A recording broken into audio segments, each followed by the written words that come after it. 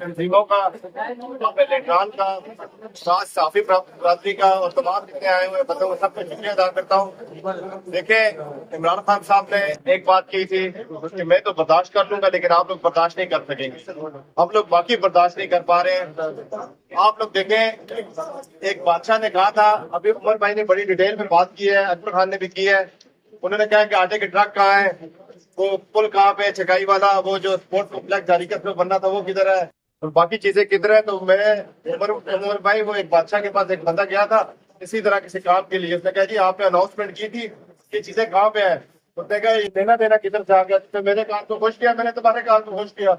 تو یہ تو انہوں نے اس عوام سے بدلہ لے رہے ہیں، کیونکہ اس عوام نے 2 دفعہ ان کو ریجیکٹ کیا ہے، اور جس طرح شکست پاتے جن لوگوں نے عوام کا ووٹ آپ کی وجہ سے وہ بنے ہی نہیں ہے، ان کو آپ کے درد کا احساس کیسے ہوگا؟ وہ اتحاد ہی لیں گے نا۔ اگر 17 اور 22 سیٹوں والی میڈم جو ہے وہ وزیرانہ بن جائے گی، جو عوام کے منڈیٹ پہ نہیں آئی، تو یہ پھر پیٹرول 523 روپے کا ہی ہوگا، ڈیزل 523 روپے کا ہی ہوگا۔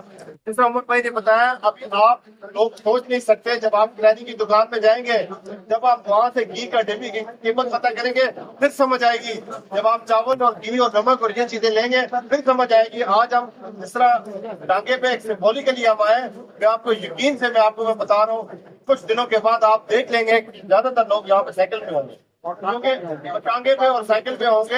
یہ ہمیں واپس پرانا پاکستان میں ہمیں لے کے گئے ہیں۔ دیکھیں، عمران خان صاحب ہمیشہ یہ کہتے تھے، ہم ہمیشہ آپ لوگوں سے درخواست کرتے تھے، وہ ہم اپنی جنگ نہیں ہماری جنگ لڑ رہے ہیں۔ جب آپ اس کو درد ہی نہیں ہے، یہ آپ لوگوں کو پتا ہے، جہاں جن ملکوں میں جنگ ہو رہی ہے، بار بار کہتے ہیں جنگ کی وجہ سے، جن ملکوں میں جنگ ہو رہی ہے اس خطے میں اس دنیا میں سب سے مہنگا پیٹرول ہم خرید رہے ہیں، جہاں پہ جنگ ہی نہیں ہو رہی ہے۔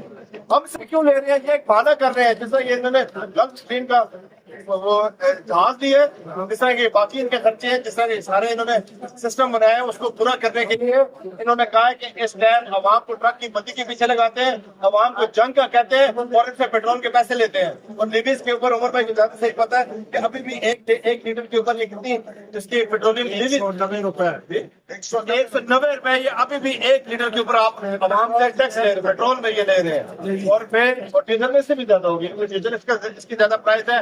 ان کی نااہلی دیکھیں آپ لوگ، ایک دن انہوں نے پیٹرول کو زیادہ کیا، اگلے دن پھر 80 روپے اس کو کم کر دیا۔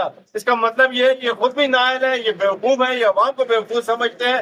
مجھے پتا ہے جو ایک دن کا جو ڈاکہ مارا گیا، آپ کو پتا ہے وہ کتنے ارب روپے کا ہے، اور اس کے بعد انہوں نے یہ کام کر رہے ہیں جو ہماری لوکل لینگویج میں کہتے ہیں نا کہ موت دکھا کے بیماری میں راضی کر رہے ہیں، کہ آپ لوگوں کو ملٹی تیار کر رہے ہیں۔ انہوں نے یہ اور آگے لے کے جانا ہے۔ اگر ہم اسی طرح خاموشی سے رہے، اگر ہم احتجاج نہ کیا، ہم نے عوام پرامن احتجاج نہ کیا، اگر ہم پیٹرول پمپ کی لائنوں میں لا کے صرف پیٹرول ڈالیں گے، اگلے دن مہنگا ہو رہا ہے، رات اور رات کی ٹیکے بھر کے نا، اس کی وجہ سے یہ ملک میں تبدیلی نہیں آ سکتی۔ مجھے امید ہے آپ لوگ اسی طرح بدخون ساتھ دیں گے۔ دیکھیں، ہمارے لیے نہیں، اپنے بچوں کے لیے نکلے، یہ نمائندے آپ لوگوں کے نہیں ہو سکتے۔